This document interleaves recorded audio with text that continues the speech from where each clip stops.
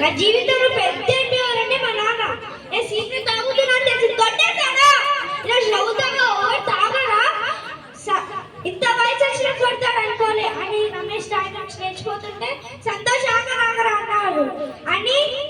లేదురా రమేష్ ఏమో నేను ఆగండ్రా, లేదు నేను ఆగను, మా నాన్న ఉంటే నేను అసలు జీవితంలో ఉండలేను అని అంటాడు.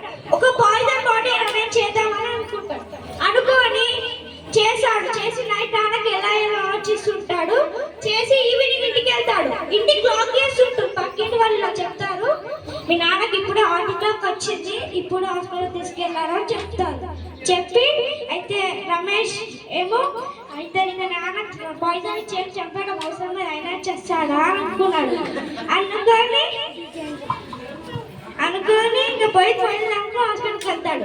రమేష్ వాళ్ళ నాన్న వాళ్ళ friend, best friend, office friend హాస్పిటల్లో కూర్చుంటాడు. రమేష్ కూడా హాస్పిటల్లో కూర్చుంటాడు. కూర్చుని రమేష్ వాళ్ళ నాన్న ఫ్రెండ్ రమేష్ బిడ్డ మీద చేసి అంటాడు, నీకు ఇంత మంచి నాన్న దొరకడం నీ అదృష్టం రా అంటే, ఆ నాన్న నా అదృష్టం వచ్చి నా అదృష్టం కాదని అంటాడు. లేదా నువ్వు అపార్థం చేసుకుంటున్నావు రమేష్, నీ గురించి ఆఫీస్లో చెప్పండి రోజు అనేదే ఉండదు, రోజు నీ గురించి చెప్తాడు అని అంటారు. నువ్వు నీ బర్త్డే పార్టీకి 5,000 రూపీస్ అడిగావంట కదరా, మీ నాన్న మీ అమ్మతోనే అరేంజ్ చేసింది మీ నాన్నరా అని అంటాడు. నువ్వు మొన్న సీటు కాకుండా ఇంటికి ఆలస్యం వచ్చావంట కదరా, అది బాగా తట్టుకోలేక ఇప్పుడు ఆటిలో కూడా వచ్చిందిరా. అదే రమేష్ని.